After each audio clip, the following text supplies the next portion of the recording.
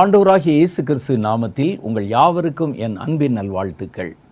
மீண்டுமாக ஒரு தீர்க்க தரிசன உலகம் நிகழ்ச்சியிலே உங்களை சந்திப்பதில் கர்த்தருக்குள் நான் பெருமகிழ்ச்சி அடைகிறேன். வேத புஸ்தகத்தில் எத்தனையோ புத்தகங்கள் இருந்தாலும் தீர்க்க தரிசன புத்தகங்கள் விசேஷமானவைகள். தீர்க்க தரிசன புத்தகங்கள் தேவனிடத்திலிருந்து புறப்பட்ட தேவனுடைய திட்டங்களை நமக்கு வெளிப்படுத்துகின்றன. தீர்க்க தரிசனங்களை ஆராயும் போது கர்த்தருடைய திட்டங்களையும் கர்த்தருடைய மனதில் இருக்கிற காரியங்களையும் தெளிவாக நம்ம விளங்க முடிகிறது.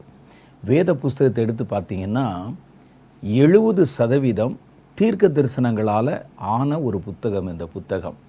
அப்போ நம்ம ஏற்கனவே சந்தித்து கொண்ட போது பேசின மாதிரி வேதத்தில் பல புஸ்தகங்கள் இருந்தாலும் ஒரு தியான புஸ்தகம் இருக்குது, ஜெப புத்தகங்கள் இருக்குது, கர்த்தருடைய சட்டதிட்டங்கள் கட்டளைகள் பற்றின புத்தகம் இருக்குது, தீர்க்க தரிசன புஸ்தகம் இருக்குது.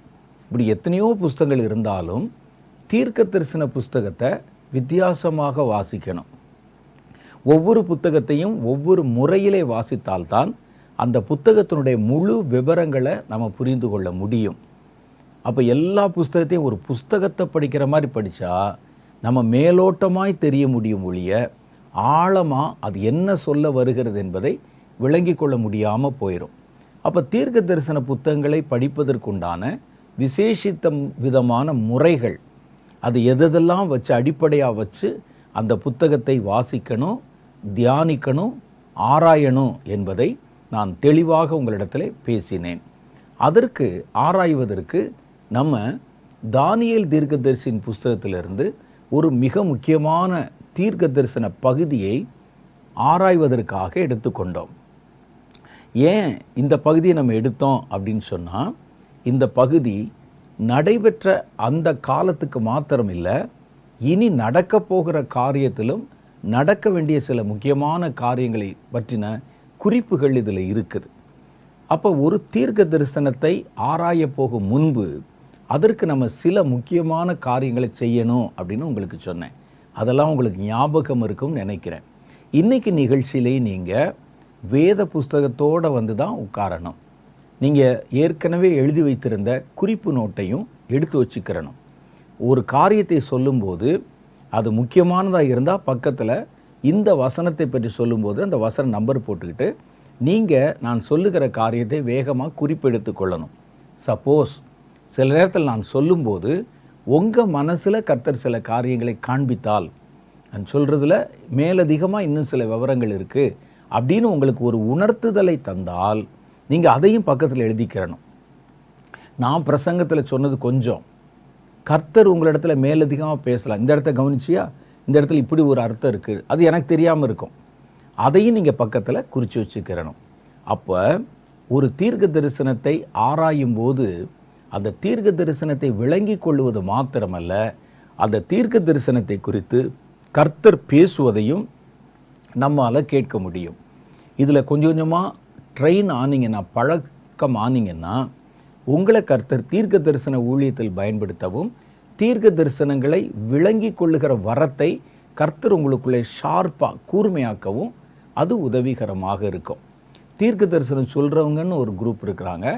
தீர்க்க தரிசனத்தை வியாக்கியானம் பண்ணுகிறவர்கள், அதை விளங்கி கொள்ளுகிறவர்கள் அப்படின்னு ஒரு குரூப் இருக்கிறாங்க. யோசேப்பின் காலத்தில் பாருங்கள், இனி வரப்போகிற காரியத்தை பார்த்தது பார்வோன் ராஜா தான். ஆனால் அதற்கு அர்த்தம் சொன்னது யோசேப்பு. அவர் வெறும் ஒரு விஷன் மாத்திரம் பார்த்தார், ஆனால் அதனுடைய பொருள் என்னன்னு அவருக்கு தெரியல. நேபுகாத் நேச்சார் காலத்துலேயும் அப்படித்தான். அவர் ஒரு கனவு கண்டார், அவ்வளோதான், அதனுடைய பொருள் அவருக்கு தெரியல. தானியேல் வந்து தான் அந்த பொருளை அவருக்கு விளக்கி சொன்னார். அது ஒரு வரம். அதே மாதிரி ஒருவர் எழுதி கொடுத்த தீர்க்க தரிசனம், தானியேல், ஏசாயா, எரேமியா, எசேக்கியேல், வெளிப்படுத்தின விசேஷம், இவைகளை விளங்கி கொள்வதற்கு ஒரு வரம் இருக்குது.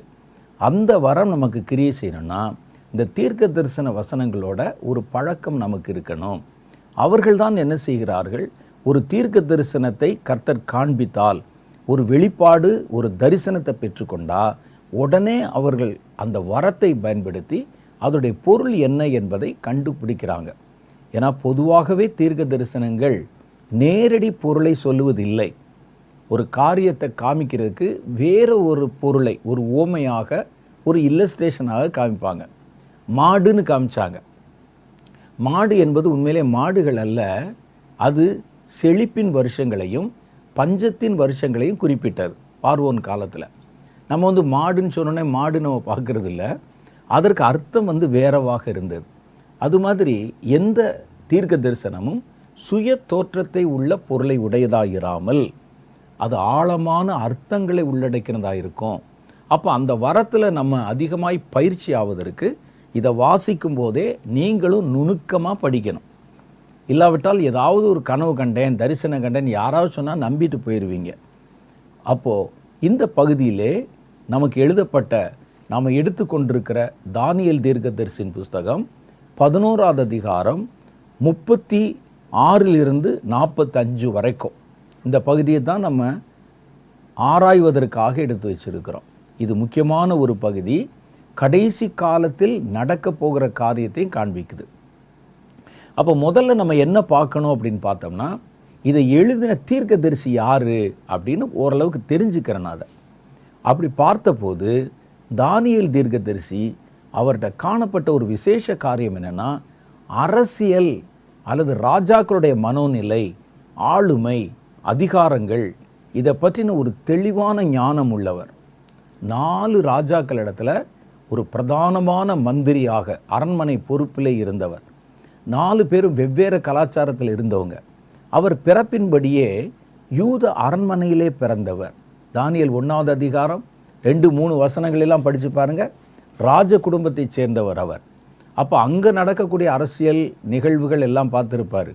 அதுக்கப்புறம் அதுக்கு நேர் எதிராக வேற ஒரு கலாச்சாரத்தை சேர்ந்த பாபிலோனிய மன்னர் நேபுகாத் நேச்சார், ரொம்ப பிரபலமான ஆள், அவருடைய அரண்மனையிலே அவர் வேலை செய்தார். முக்கியமான வேலை, மந்திரிகளுக்கெல்லாம் மேலே ஒரு பெரிய ஞானியாக மதிக்கப்பட்டார். அதுக்கு பிறகு பாபிலோன் தேசங்களின் கடைசி மன்னர் பெல்தேஷாத்சார் என்பவர், அவருடைய ஆட்சி காலத்திலையும் இவர் பிரதானமான அதே போஸ்டில் இருந்தார். அதுக்கு பிறகு அப்படி டோட்டலாக மாறி வேறொரு அரசாங்கம் வருகிறது. அந்த அரசாங்கம் யாரை காமிக்குது? அது மேதிய பெர்ஷியா. இவங்க பாபிலோனில் கிடையாது, பெர்ஷியர்கள். அவங்களுடைய ஆட்சி காலத்தில் அப்பவும் இவர் அரண்மனையில் ராஜா மாறிட்டார். அங்கேருந்த நிறைய பேர் அவங்க சிறை பிடிச்சிட்டாங்க. இவரை மாத்திரம் அப்படியே வச்சுருந்தாங்க, அதே போஸ்டில் இருந்தார். அப்போ அவங்களுடைய நடைமுறைகள், அணுகுமுறைகள், ஒரு ராஜாவுடைய மனநிலை, அவங்க எப்படிலாம் இருப்பாங்கங்கிற பக்கத்திலிருந்து பார்த்தவர். அதுக்கு பிறகு மேதிய பெர்ஷிய ராஜ்யத்துக்கு பிறகு வெறும் பெர்ஷிய ராஜ்யம் வந்தது. மேதியாவை கட் பண்ணிட்டு இந்த பெர்சியருடைய ஆட்சி காலத்தில் கோரேஸ் என்ற ஒரு பிரபலமான மன்னர் வந்தார். அவருடைய பீரியட்லையும் இவர் தான் முக்கியமாக அவருடைய மந்திரி சபையில் அவர்களது அரசாங்கத்திலே பங்கு வகித்தவர். அதனால தான் இனி வரக்கூடிய தீர்க்க தரிசனங்களில் பல காரியம் சொல்லப்பட்டிருக்கு. நீங்கள் வெளிப்படுத்தின விசேஷத்தில் பார்த்தீங்கன்னா, இனி வரக்கூடிய காலத்தில் வருகிற அரசியலை பற்றி செய்தி இருக்குது. இனி வரக்கூடிய கடைசி காலத்தில் ஆன்மீகம் பற்றிய செய்தி இருக்கிறது. இனி வரப்போகிற கடைசி காலத்தில் வியாபாரம், பொருளாதாரம் பற்றின தீர்க்க தரிசனங்கள் இருக்குது. இப்போ இதில் அரசியல் சம்பந்தமான காரியங்களை முழுசாக நீங்கள் பார்க்கணுன்னா தானியேல் புஸ்தகத்தில் இருக்கிறதுல நீங்கள் தேடினீங்கன்னா அந்த வசனம் இருக்கும். நான் சொல்கிற புரியுதா? வெளிப்படுத்தின விசேஷத்தில் நிறைய தீர்க்க தரிசனங்கள் சொல்லப்பட்டிருக்கு. அதற்கு பிறகு அதுக்கு முன்னாலேயும் நிறைய தீர்க்க தரிசிகள், சகரியா, நாகூம், மீகா, ஆகாய் போன்றவர்கள் எல்லாம் இந்த கடைசி காலத்தை பற்றி நிறைய தீர்க்க தரிசனம் சொன்னவங்க இருக்கிறாங்க. ஓசியா, இப்படிலாம் நிறைய பேர் இருக்கிறாங்க. இந்த தீர்க்க தரிசனங்களை நீங்கள் மொத்தமாக எடுத்து பார்த்தீங்கன்னா அந்த தீர்க்க தரிசனங்கள் கடைசி காலத்தில் வரப்போகிற அரசாங்கங்கள் பற்றி இருக்கும், அரசியல் பற்றி. ரெண்டாவது எக்கனாமிக், பொருளாதாரம், வியாபாரம், வணிகம் இருக்கும். அவர்களுடைய கப்பல்கள், அவருடைய வாணிபம், அவருடைய வர்த்தகம் அப்படின்னு இருக்கும். மூன்றாவது காரியம் பார்த்திங்கன்னா ஆன்மீகம், கள்ள தீர்க்கதரிசிகள் வருவது, கள்ள கிறிஸ்துக்கள் வருவது, ஒரு புதிய மதத்தை ஸ்தாபிப்பது, மத சம்பந்தமான காரியங்கள், இதை பற்றின செய்திகள் இருக்கும். இப்படி ஒவ்வொரு காரியத்தை பற்றி நிறையா இருக்குல்ல. அதில் நீங்கள் வெளிப்படுத்தின விசேஷத்தில் வாசிக்கும்போது அரசியல் சார்ந்த ஒரு காரியத்தை அங்கே அவர்கள் குறிப்பிட்டிருக்கிறத பார்த்தா நீங்கள் எங்கே தேடினால் அதற்கு விடை கிடைக்கும், இணை வசனம் கிடைக்கும்னு பார்த்தா தானியேல் புஸ்தகத்தில் தேடினா கிடைக்கும். அதுக்காக மற்றதில் இல்லைன்னு அர்த்தம் இல்லை. தானியேல் விசேஷமாக பிரத்யேகமாக அவர் கடைசி காலத்தின் ராஜ்யங்கள் பற்றின தரிசனங்களை சொன்னவர். அவருடைய விசேஷமே அதுதான். அதுக்கு முன்னால் நேபுகாத் நேச்சார் கண்ட தரிசனத்தில் கனவுல கூட வரக்கூடிய சாம்ராஜ்யங்களை பற்றின தெளிவுகளை தானியேல் பேசியிருக்கிறார். அப்போ தானியேல் அரசியலோட தொடர்பு இருக்கிறது, அரண்மனையோட தொடர்பு இருக்கிறதுனால கர்த்தர் அவரிடத்தில் நிறைய விவரங்களை பேசுவது சுலபமாக இருக்கும். சொன்னால் புரிஞ்சுக்கிறார் அவர். அதனால் நிறைய தரிசனங்கள் காரியங்கள் எல்லாம் காமிக்கிறத பார்க்குறோம். அப்போ வெளிப்படுத்துகிற விசேஷத்தில் அரசியல் சம்பந்தமான தீர்க்க தரிசனங்கள் எங்கே வந்தாலும் நீங்கள் அது சம்பந்தமான முன்னுரைப்பு தீர்க்க தரிசனங்கள் அதோடு ஒத்து வருகிற வசனங்களை காரியங்களை விளங்கி கொள்ளணும்னா கொஞ்சம் கஷ்டப்பட்டு நீங்கள் தானியேலுக்குள்ளே தேடினீங்கன்னா கண்டிப்பாக இருக்கும் அதில்.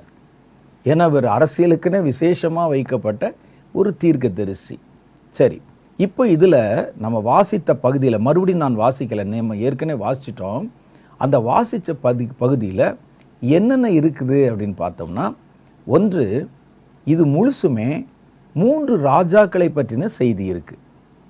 நான் ஏற்கனவே சொன்ன மாதிரி தானியேல் என்பவர் ராஜாக்கள், அரசியல், அரண்மனை அந்த மாதிரி காரியங்களுக்கு விசேஷமான ஒரு தீர்க்கதரிசி. இவர் சில தீர்க்க தரிசனங்களை சொன்ன இந்த பகுதியில் 3 ராஜாக்களை பற்றி சொல்லியிருக்கிறார். ஒன்று தெற்கு திசை ராஜா. அந்த ராஜாவுக்கு பேர் சவுத் ராஜா, அவரும் தெற்கு ராஜா. அவர் யார் என்ன அப்படிங்கிற விவரமெல்லாம் நம்ம இனிமேல் பார்க்க போகிறோம். தானியேல் புஸ்தகம் 11ஆவது அதிகாரம் 40 தெற்கு திசை ராஜாவை பற்றின செய்தி சொல்லப்பட்டிருக்கு. தானியேல் 11:36 ஒரு ராஜாவை பற்றியும் அவருடைய குணாதிசயங்கள் பற்றியும் அவன் என்னென்னலாம் செய்ய போகிறான் என்கிற ஒரு பெரிய செய்தி அங்கே சொல்லப்பட்டிருக்கு. அந்த ராஜாவுக்கு அவர் என்ன பேர் கொடுக்குறாருன்னா இஷ்டப்படி செய்யும் ராஜா. அப்போது உலக சரித்திரத்தில் நீங்கள் எடுத்து பார்த்தா இஷ்டப்படி செய்கிற ராஜாக்கள் அதுக்கு பிறகு நிறைய பேர் வர்றாங்க. ஒரு ஹிட்லராக இருக்கலாம், ஒரு முசோலினியாக இருக்கலாம், சர்வாதிகாரிகள் என்று சொல்கிற நிறைய பேர் அதுக்கு பிறகு வந்தாங்க. அவர்கள் எல்லாரும் நீங்கள் எடுத்து பார்த்தீங்கன்னா மேக்சிமம் இந்த குணாதிசயங்கள் அவர்களோட பொருந்தி போகிறத பார்க்கலாம். அந்த இஷ்டப்படி செய்கிற ராஜா என்பவர் ஒரு ராஜாவை பற்றி அவர் சொன்னாலும் அவரை பற்றி மாத்திரம் இல்லை, அந்த ராஜா மாதிரியே இருக்கிற அந்த ஸ்பிரிட்டு அடுத்தடுத்து பல ராஜாக்களை எழுப்பி இருக்கிறதை நம்ம சரித்திரத்தில் பார்க்குறோம். இவர்கள் எல்லாம் இஷ்டப்படி செய்யும் ராஜாக்கள். அப்போ இஷ்டப்படி செய்கிற ராஜா எப்படி இருப்பான், அவன் என்னென்ன செய்வான் என்ற அவர் சொல்லி இருக்கிற இந்த பட்டியலில் பல காரியங்களை இடையிலே வந்த இஷ்டப்படி செய்யும் ராஜாக்கள் வாழ்க்கையில் செஞ்சுருப்பாங்க. எல்லாத்தையும் செய்யணும்னு அவசியம் இல்லை, மேக்சிமம் இந்த குணம் அந்த குணம். ஆனால் கடைசி காலத்தில் இஷ்டப்படி செய்கிற ஒரு பிரதான ராஜா வருவான். அவங்கிட்ட தானியேல் சொன்ன இந்த குணாதிசயங்கள் முழுசும் பொருந்தி போகும், முழுசும் பொருந்தி போகும். இடையில நிறைய பேர் வருவாங்க. ரஷ்யாவில் வரலாம், அமெரிக்காவில் வரலாம், அல்லது ஜெர்மனில் வரலாம். இப்படிலாம் வந்திருக்கிறாங்க. ஹிட்லர்லாம் வந்திருக்கிறார். அவங்களாம் இஷ்டப்படி செய்கிறவங்க, யாருடைய கட்டுப்பாட்டுக்குள்ளும் போக மாட்டாங்க. அப்போ இஷ்டப்படி செய்யும் ராஜா என்பது அவருடைய காலத்துக்கு பிறகு வருகிற இஷ்டப்படி செய்கிற ராஜாக்கள் எல்லாரையும் குறிக்கிறதாக நம்ம எடுத்துக்கொண்டு அதில் எதை பார்க்கணும், அவங்களுடைய குணம், அவங்களுடைய சுபாவம், அவங்க எப்படி இருப்பாங்க என்பதெல்லாம் பொருத்தி பார்த்தீங்கன்னா இந்த குணங்கள் எல்லாம் அவரிடத்துல காணப்பட்டிருக்கும். ஆனால் இங்கே சொல்லப்பட்டிருக்கிற எல்லா கேரக்டரும் அப்படியே பொருந்தி வருவது. ஒரு தீர்க்க தரிசனத்தில் அவர்களுடைய குணாதிசயம், அவங்களுடைய கேரக்டர் இருக்கும், அவங்க என்ன செய்வாங்கன்னு இருக்கும். செய்வது என்பது அந்தந்த காலத்தில் அந்தந்த ராஜாக்களுக்கு ஏற்ற மாதிரி மாறும். ஆனால் குணம் ஒன்று தான். அந்த குணங்களை நீங்கள் பார்த்தீங்கன்னா இஷ்டப்படி செய்யும் ராஜாக்கள் இங்கே சொல்லப்பட்ட இந்த பல குணாதிசயங்களை பிரதிபலிப்பாங்க. கடைசியில் ஒரு ராஜா வருவான், ஃபைனல். அவன் இஷ்டப்படி செய்கிற ஒரு ராஜா. அவன்கிட்ட என்ன இருக்கும்னா இந்த குணங்கள் எல்லாமே பிரதிபலிக்கும், அப்படியே டிட்டோ அப்படியே இருக்கும். அப்போ இதை பற்றி நம்ம பார்க்கணும். அப்போ 2வது ராஜா இஷ்டப்படி செய்யும் ராஜா. அது பர்டிகுலராக ஒரு ராஜாவை அல்ல, இஷ்டப்படி செய்யும் ராஜாக்கள் எப்படி இருப்பாங்கன்னு சொல்லுது. கடைசியில் வருகிறவன் தான் அந்த முக்கியமான ராஜா, அவனுக்கு பார்க்கும். 3வது ராஜா தானியேல் 11:40 சொல்கிற மாதிரி வடதிசை ராஜா. அப்போ இந்த 3 ராஜாக்களை குறித்த குறிப்புகள் அங்கே சொல்லுது. ஒன்று வடக்கு ராஜா, இன்னொன்று தெற்கு ராஜா. வடக்கு தெற்கு என்று ராஜ்யங்கள் பிரிக்கப்படுவது வேதாகம காலத்திலே நடைபெற்ற ஒன்றுதான். தாவீதின் காலத்தில் ராஜ்யம் ஒன்றாக இருந்தது. யூத ராஜ்யம், இஸ்ரேல் ராஜ்யம் ஒரே ராஜ்யமாக இருந்தது. அதில் 12 கோத்திரத்தார் ஒன்றா இருந்தாங்க. 12 கோத்திரத்தார் ஒன்றா இருந்து அவர்கள் ராஜ்யத்தை தாவீதின் தலைமையிலே ஆளுமை செஞ்சாங்க. தாவீதுக்கு பிறகு சாலமன் மன்னர் ஆட்சிக்கு வந்தார். அப்போவும் ஒன்றா தான் இருந்தது இஸ்ரேல் முழுசும். அதுக்கு பிறகு சாலமனுக்கு பிறகு ரெகோபெயாம், எரோபெயாம் என்ற 2 பேரால் ராஜ்யம் 2 துண்டாக பிரிக்கப்பட்டது. அதற்கு அப்புறம் இந்த ராஜ்யம் 2ஆக பிரிஞ்சதில் ஒரு பகுதிக்கு யூதா என்றும் இன்னொரு பகுதிக்கு இஸ்ரவேல் என்றும் பெயர் கொடுக்கப்பட்டது. இந்த யூதான்னு பிரிஞ்ச பகுதி இருக்குது பாருங்க, அந்த பகுதியில் 2 கோத்திரத்தை சேர்ந்தவங்க உள்ளே இருந்தாங்க. ஒன்று யூத கோத்திரம், இன்னொன்று பென்யமீன் கோத்திரம். இவங்க 2 பேர் சேர்ந்து பிரிவா. இன்னொரு 10 கோத்திரம் மிச்சம் இருக்கு பாருங்க, அவர்களெல்லாம் சேர்ந்து தங்களை இஸ்ரவேல் தேசம் என்று அழைத்து கொண்டார்கள். யூத தேசம் தன்னுடைய தேசத்துக்கு தலைநகரமாக எருசலேமை வைத்து கொண்டது. எருசலேம், அங்கே தான் தேவாலயம் இருந்தது. சாலமன் மன்னர் கட்டின காலத்தில் அதெல்லாம் அவங்க கைக்கு போயிடுச்சு. இந்த இஸ்ரேலர்கள் 10 கோத்திரம் உள்ளவர்கள் சமாரியாவை தலைநகரமாக வைத்து, சமாரியா தான் அவங்களுக்கு தலைநகரம், அவர்கள் தங்களுடைய ஆட்சியை அங்கே துவக்கினார்கள். அப்போ இந்த 2 கோத்திரம் இருந்ததில் இதை நம்ம யூத தேசம் என்றும் இஸ்ரேல் தேசம் என்று சொன்னாலும் வேதத்தில் அதை வடக்கு தேசம் தெற்கு தேசம் சொல்லுவாங்க. அப்போ வடக்கு தேசம் தெற்கு தேசம், யூதா என்பது தென் தேசம் என்றும் இஸ்ரவேல் என்பது வட தேசம் என்றும் குறிக்கப்பட்டது. இந்தியாவில் கூட பாருங்கள், வட இந்தியா தென்னிந்தியான்னு இருக்குது. அப்போது இந்த ராஜ்யங்களில் வடக்கு தெற்குன்னு வருது பாருங்களேன். இந்த தென் திசை ராஜாக்கள், இந்த தென் திசை ராஜாக்கள் என்ன செய்தாங்கன்னு நீங்கள் பார்த்தீங்கன்னா, அந்த பல இடங்களில் எங்கெல்லாம் இந்த தெற்கு மன்னர்கள் வருகிறார்கள் என்று வேதம் காட்டுதோ அவங்கள இந்த குணாதிசயத்தை பிரதிபலிச்சிருப்பாங்க. முழுசா இல்லை, ஆனால் அது அப்படியே அவங்களுக்கு தெரியும். வசனத்தில் வேதத்தில் நீங்கள் பார்த்தீங்கன்னா, யாக்கோபு தன்னுடைய 12 பிள்ளைகளை அழைத்து ஒவ்வொரு மேலே கை வச்சு அவர்களுக்குள்ளே விசேஷமாய் வெளிப்பட போகிற குணாதிசயங்களை பற்றி பேசுகிறார். யூதா பாலசிங்கம், அவனை தட்டி விட்டேன்னா யுத்தத்தை நீ சந்திக்கணும், பயங்கரமான ஆள் அப்படின்னு ஒவ்வொருத்தரை பற்றியும் சொல்கிறாரு பாருங்க. அது மாதிரி ஒரு இனத்திற்கு, ஒரு தேசத்திற்கு பொதுவான சில குணாதிசயங்கள் பிரதிபலிக்கும். இந்த தென் திசை தேசம் இருக்குது பாருங்க, அந்த தேசமெல்லாம் வந்த பிறகு தான் தானியேல் இங்கே தீர்க்க தரிசனம் சொல்லியிருந்தாலும், பழைய காலத்தில் தென் திசை தேசங்களினுடைய சரித்திரத்தை நீங்கள் எடுத்து பார்த்தா இந்த சுபாவங்கள் அங்கே பிரதிபலிக்கிறத பார்க்கலாம். வடதிசை தேசத்துடைய சுபாவம்னா அது இதில் பிரதிபலிக்கிறத பார்க்கலாம். இதே மாதிரி இனி வரக்கூடிய காலத்தில் உலக வரைபடத்தில் வட புறத்திலிருந்து வருகிற ஒரு பெரிய சாம்ராஜ்யம், தெற்கு பகுதியில் பல ராஜ்யங்கள் ஒன்றிணைந்து உருவாக்கப்பட போகிற ஒரு சாம்ராஜ்யம். இந்த வட தேச ராஜாவும் தென் தேச ராஜ்யமும் ரெண்டுமே இவர் சொன்ன அந்த காரியத்தை 100% பிரதிபலிக்கும். அப்படி அதனால்தான் நம்ம இதை பிரதானமான ஒரு தீர்க்க தரிசனமாக எடுத்து, இதெல்லாம் நீங்கள் ஆராய்வதற்கு நான் கொடுக்குற சில கீவேர்ட்ஸ், இதை நீங்கள் வச்சு அதோட நீங்கள் பொருத்தி பார்த்தீங்கன்னா சுலபமாக கண்டுபிடிக்க முடியும்.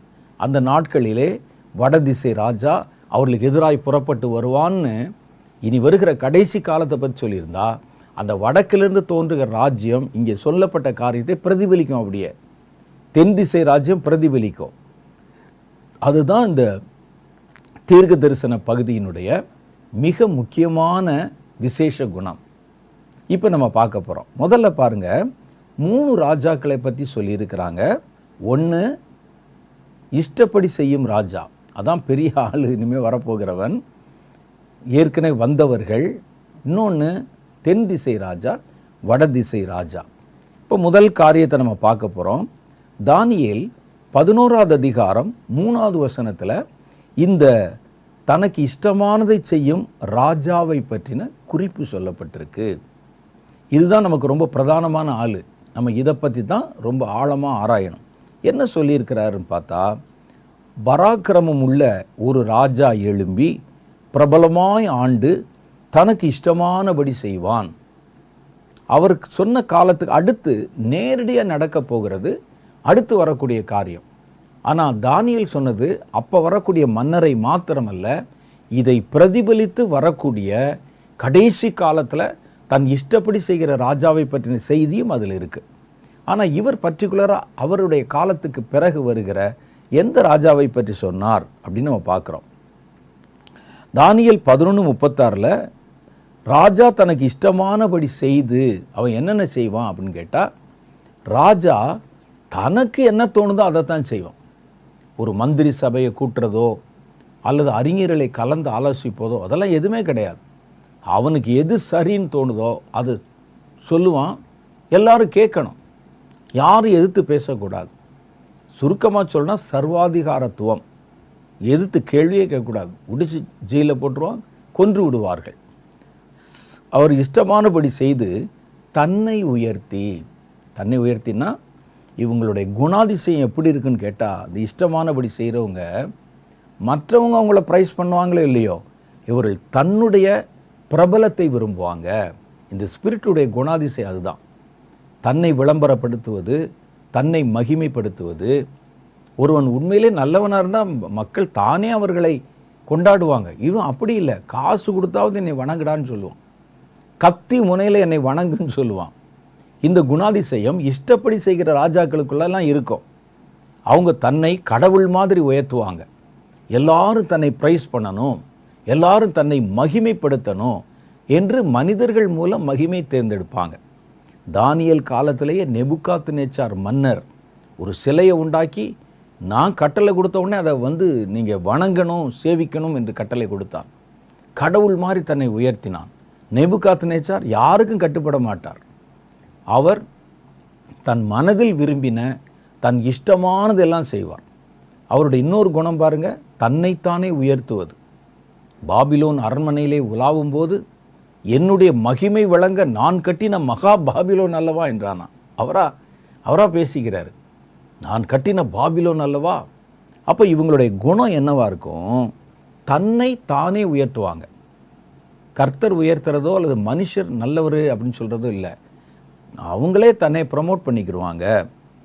இது எந்த இடத்துல தோன்றினாலும் இந்த ஆவியினுடைய கிரியை என்பதை நீங்கள் விளங்கிக்கிறணும். ஒரு சர்ச்சில், ஒரு ஊழியத்தில், எங்கேயுமே யார் ஒருவன் தன்னை முன்னிலைப்படுத்தி தன்னை தானே மகிமைப்படுத்தி முன்னிறுத்தணும்னு நினச்சா, இந்த ஸ்பிரிட் ராஜாக்களுக்குள்ளே வேலை செய்யும்போது வேற மாதிரி வேலை செய்யும். அப்போது எந்த தேவனிலும், கடவுளை விட எந்த தேவனிலும் தன்னை பெரியவனாக்கி, கடவுளர்கள் எல்லாரையும் விட நான் தான் பெரியவன், தேவாதி தேவனுக்கு விரோதமாய் ஆச்சரியமான காரியங்களை பேசுவான். அவன் பேசுறதை கேட்டு கடவுளுக்கு விரோதமாக பேசுவானா. கடவுளை கற்பித்தது யாரு, அது யாரு, இது யாருன்னு பேசுனா நமக்கு அவனுடைய ஞானத்தை கேட்டு ஆச்சரியமாக இருக்கும். எப்படி பேசுகிறாரு பாருங்க, ஆமாம் இதெல்லாம் நம்ம யோசிக்கவே இல்லையே அப்படின்னு. கடவுள் உலகத்தை படைத்தார், உலகத்தில் உள்ள எல்லாம் படைக்கப்பட்ட கடவுளை யார் படைச்சா? அந்த கேள்விக்கு பதில் இல்லை. பார்த்தீங்களா? அப்போ கடவுள் என்றெல்லாம் ஒன்று இல்லை அப்படின்னு சொன்னால் நம்பிடுவாங்க. கடவுளுக்கு எதிரான காரியத்தை, நாத்திக கருத்துக்களை ஞானமாய் பேசுவான். நீங்கள் நல்லா இப்பவும் பாருங்களேன், கடவுள் இல்லை என்று சொல்கிறவங்க நல்ல போதக சமர்த்தர்களாகவும் விவாதம் பண்ணுகிறதிலே வல்லவர்களாகவும் இருப்பாங்க. நவீனமான காரியத்தை பேசுவாங்க. ஆன்மீகம் என்பது ஆராய்ச்சி பண்ணுவதல்ல, அனுபவிக்க வேண்டியது. அது அவங்களுக்கு தெரியாது. அதை அவங்க சொல்லும்போது நம்ம கேட்டால் ரொம்ப ஆச்சரியமாக இருக்கும், சொல்கிறதெல்லாம் கரெக்ட் தானே அப்படின்னு தோணும். கோபம் தீரும் மட்டும் அப்படின்னா, கர்த்தருடைய கோபம் மனிதர்கள் மேல் இருக்கிறது. அந்த வசனத்தை, அந்த வார்த்தையை அண்டர்லைன் பண்ணிக்கங்க. இதற்கு விளக்கம் என்னன்னு கேட்டால், மனிதர்கள் மேலே அல்லது ஒரு தேசத்தின் மேலே அந்த தேசத்தார் செய்கிற தவறுகள் நிமித்தம் கர்த்தருடைய கோபம் எழும்பினால் அதை பல்வேறு விதங்களிலே கர்த்தர் டீல் பண்ணுவார். ஒன்று, அந்த தேசத்தில் பஞ்சத்தை கொண்டு வருவார், வியாதியை கொண்டு வருவார், அல்லது அந்த தேசத்தில் பொருளாதாரத்தை சீர்குலைப்பார். எல்லாவது நடக்கும், அழிவு வரும், பேரழிவுகள் வரும். இன்னொரு மெத்தட் இருக்குது. அவங்க என்ன செய்வாங்கன்னா, கர்த்தருக்கு இந்த தேசம் பிடிக்கலன்னு வச்சுங்க, இந்த தேசம் மீறி போகிறது, அருவருப்பானதை செய்கிறது, கர்த்தருக்கு விரோதமான காரியங்களை செய்துன்னா அந்த தேசத்துக்கு எதிராக கர்த்தர் வேறொரு கொடிய மனிதனை எழுப்பிடுவார். அவன் அரசாட்சி பண்ண ஆரம்பிச்சிருவாங்க, ராஜ்யத்தை கையில் பிடிச்சிக்கிருவான். எப்போ? கர்த்தருடைய கோபம் தீரு மட்டும் அவன் தான் இருப்பான். இது வேதத்தில் பல வசனங்களை உங்களுக்கு காட்ட முடியும். அப்படி செய்த போது கர்த்தர் எதிரிகளை பயில் காட்டி அழைத்தார். வா அப்படின்னு சொல்லி செய்கை காட்டி கூப்பிட்டு அவங்க கையில் தேசத்தை ஒப்பு கொடுத்தான். நீ அடி அவனை. பல இடத்துல அப்படித்தான். கடவுளுக்கு எதிராக ஜனங்கள் இருக்கும்போது பாவம், வேசித்தனம், விபச்சாரம், குடி, வெறி இதெல்லாம் இருக்கும்போது ஆளுகிறவன் மாத்திரம் எப்படி பரிசுத்தமாக வருவான்? பொல்லாதவர்கள் கையிலே கர்த்தர் அரசாங்கத்தையும் ஆளுமையும் ஒப்பு கொடுத்துருவார். இந்த ஜனங்கள் மேலே இருக்கிற கர்த்தருடைய கோபம் தீர்ற வரைக்கும் இந்த இஷ்டப்படி செய்கிறவங்க இருக்கான் பாருங்க, அவர்கள் என்ன செய்தாலும் வாய்க்கும். நாட்டில் பெருசாக நம்ம இவ்வளவு இன்கம் டேக்ஸ் போடுவோம், டேக்ஸ் போடுவோம், ஜனங்கள் மேலே வரிச்சுமை ஏற்றுவோம், ஜனங்களை கொடுமையாக நடத்துவோம்னு என்ன திட்டம் போட்டாலும் அது அவனுக்கு கைகூடி வரும். ஏன்னா ஜனங்கள் அப்படி இருக்காங்கல்ல. ஜனங்கள் தேவனுடைய கோபாக்கினைக்கு பாத்திரமாக இருக்காங்க. கோபம் இருக்குல்ல, கர்த்தருடைய கோபம். அந்த கோபம் இருக்கிற வரைக்கும் அந்த கோபத்திற்கு தண்டனையாய் கர்த்தர் பொல்லாதவர்களை எழுப்புகிறார், சர்வாதிகாரிகளை எழுப்புகிறார். அவன் எழும்பி தேசத்தை அப்படி தான் சீர்குலைப்பான். அவருடைய வஸ்திரம் முதற்கொண்டா உருவிக்கொள்வான். ஒருவேளை உணவுக்கு கூட கையேந்த வைப்பான். எல்லாம் எதனால்? ஆனால் அவங்க செய்கிறதெல்லாம் வாய்க்கும். அந்த ராஜா தேசத்து ஜனங்கள் மேலே இதை போடன்னு சொன்னால் அவங்க அவன் என்ன செய்தாலும் வாய்க்கும். இந்த பிரச்சனையில் அவன் அழிஞ்சிருவான்னு நினைப்பீங்க, அழிய மாட்டான். எவ்வளோ பெரிய கொடுங்கோலனாக இருந்தான், இப்போ அழிஞ்சிருவான் அப்படின்னு நினச்சா அழிய மாட்டான். ஏனென்றால் தேசத்தின் மேல் இருக்கிற கர்த்தருடைய கோபம் காரணம் அதற்கு, தேசத்தின் மேலே. அப்போ அப்படித்தான் பொல்லாத ஆட்சியாளர்கள் எழும்புவாங்க. ஜனங்களை வன்மமாய் நடத்துகிறவர்கள், அவர்களை கடுமையாய் தண்டிக்கிறவர்கள், அவர்களுடைய வாழ்வாதாரத்தை பாதிக்கிறவர்கள், அவன் என்ன செஞ்சாலும் வாய்க்கும். அதை பார்த்துட்டு நிறைய பேர் மிரளுவாங்க. அப்போ ஒரு சரியாக தான் இருக்கும் போல இருக்குது. அவர் ஒரு தேசத்து மேலே படையெடுத்து போகிறான், ஜெயிச்சிடுறாரு. இங்கே நாட்டில் ஒரு சட்டத்தை போட்டால் யாரும் எதிர்த்து கேள்வி கேட்டால் அடக்கிறாரு. அவர் செய்கிற எல்லாமே நல்லா அவருக்கு வாய்க்குதே, யாரும் அவரை அசைக்க முடியலையே. வேதம் சொல்லுது, நம்ம மேலே இருக்கிற கோபம் தீருகிற மட்டும் அவர்கள் செய்கிறதெல்லாம் அவர்களுக்கு வாய்க்கும். யார்? இந்த பொல்லாத ஆட்சியாளர்கள். அப்போ முதல்ல கர்த்தருடைய கோபம் நம்ம மேலே இருக்குன்னு அர்த்தம். ஐயோ, எங்கள் நாட்டு மேலே ஆளுமை செய்வதற்கு எங்களை பற்றி கவலைப்படாத ராஜாக்கள் எழும்புகிறாங்க, எங்களை உரிச்சு எடுக்கிற ராஜாக்கள் எழும்புகிறாங்க, எங்களை சர்வாதிகாரத்துவமாக நடத்துகிற கொடுங்கோலர்கள் எழும்புகிறார்கள் என்றால் அவர் எழும்புகிற காரணம் என்னென்னா நம்ம தான் காரணம். நம்ம மேலே கர்த்தருடைய கோபாக்கினை இருக்கிறது என்று அர்த்தம். அப்போ அந்த கோபம் தீரும் மட்டும் இந்த சர்வாதிகாரிகளுடைய காரியம் கைகூடும். அவங்க ஆட்சியிலேருந்து அவங்களை எடுக்க முடியாது. அப்போ முதல்ல என்ன செய்ய, நம்ம மனம் திரும்பணும். இதைத்தான் இந்த இடம் காமிக்குது. அவனுக்கு கைகூடி வரும், நிர்ணயிக்கப்பட்டது நடந்தேறும். அவன் என்னென்ன செய்யணும், எவ்வளோ பேர் அழிக்கணும், இந்த தேசத்தில் என்ன மாதிரி தண்டனைகளை கொண்டு வரணும் அப்படின்னு நிர்ணயிக்கப்பட்டிருக்கோ அதெல்லாம் நடந்தேறும். நம்ம அதான் சொல்கிறோம். தேசத்தில் பாருங்களேன், நம்ம ஆண்டவரே நல்ல ஆட்சியாளர்களை தாங்க, நல்ல தேசத்தில் ஒரு சுபிட்சத்தை தாங்க அப்படின்னு நம்ம கேட்குறோம். தேசத்தின் குடிமக்கள் குடிகாரர்களாகவும், வெறியர்களாகவும், மதுபான பிரியர்களாகவும், விபச்சார கள்ளராகவும், வேசி மார்க்கத்தாராகவும் தன் இஷ்டப்படி வாழ்கிறவனாக இருந்தால் அவனை ஆள்கிறவன் எப்படி பரிசுத்தமானவன் எந்திரிப்பான்? அப்போ அந்த லாஜிக் அடிபடுது பாருங்கள். பரிசுத்தமானவன் இவர்களை ஆளுமை செய்ய முடியுமா? முடியாது. தேசம் கொடுமையில் இருந்துச்சுன்னா அதை ஆட்சி பண்ணுகிறவன் கொடுமையாக தான் இருப்பான். அவர்களை விட்டு அதிக கொடுமையானவனாக இருந்தால் தான் அந்த தேசத்தை ஆள முடியும். அப்போது அதை மாறுவதற்கு என்ன செய்யணும்? முதல்ல ஜனங்கள் மாறணும், தேசத்தின் மேல் இருக்கிற கர்த்தருடைய கோபம் மாறணும். அதைத்தான் வேதம் இங்கே நமக்கு சுட்டி காட்டுகிறது. இந்த ரெண்டு பேரும் வெவ்வேறு ராஜா. முதலில் சொல்லப்பட்டது தானியேல் 11:3 சொல்லப்பட்ட ராஜா. அங்கே சொல்லப்பட்டிருக்க ராஜா யாருன்னு கேட்டால், நேரடியாக அவருடைய ஆட்சி காலத்துக்கு பிறகு வருகிற அலெக்சாண்டர் என்ற கிரேக்க பேரரசின் மன்னர். ஆனால் அவரை மாத்திரம் சொல்லலை, அது அவருக்கு பிறகு அவர் மாதிரியே நிறைய பேர் வரப்போகிறாங்க. அந்த அலெக்சாண்டர் மன்னரை தான் முதல்ல இந்த தீர்க்க தரிசனம் அங்கேருந்து தான் ஆரம்பிக்குது. அங்கே ஆரம்பித்து கடைசி காலத்தில் இதே மாதிரி வரப்போகிற, உலக நாடுகளை பிடிக்க வேண்டும் என்கிற வெறியோடு வரப்போகிற ஒரு மன்னரில் முடியடைய போகுது. அப்போ முதல்ல அது ஆரம்பித்தது யார்கிட்ட ஆரம்பிக்குதுன்னு கேட்டால், கிரேக்க மன்னரிடத்தில் ஆரம்பிக்கிறது. தானியேல் 11:3 சொல்லப்பட்டிருக்கிற ராஜா, இஷ்டப்படி செய்கிற ராஜா, கிரேக்க பேரரசை நிறுவின அலெக்சாண்டரை குறிக்கிறது. அங்கே தான் முதல்ல ஆரம்பிக்குது. ஆனால் அவரை மாத்திரம் குறிக்குதானா? இல்லை, அவர் மாதிரியே அடுத்தடுத்து எழும்ப போகிறவங்க, அவர்களுக்கு எல்லாம் இந்த மாதிரி காரியங்கள் பலிக்க போகுது. இது அலெக்சாண்டர் இடத்துல தானியேல் சொன்ன தீர்க்க தரிசனம் எப்படி சரியாக கரெக்டாக பொருந்தி நிறைவேறிச்சு அப்படின்னு நீங்கள் பார்த்தீங்கன்னா ரொம்ப ஆச்சரியமாக இருக்கும். கிரேக்கர்கள் வருவதற்கு ஏறத்தாழ 250 வருஷத்துக்கு முன்னால் இருந்தவர் தான் தானியேல். அதுக்கு பின்னால் வரப்போகிறாங்க. தானியேல் காலத்தில் பெர்ஷிய மன்னர்கள் ஆளுமை செய்கிறாங்க.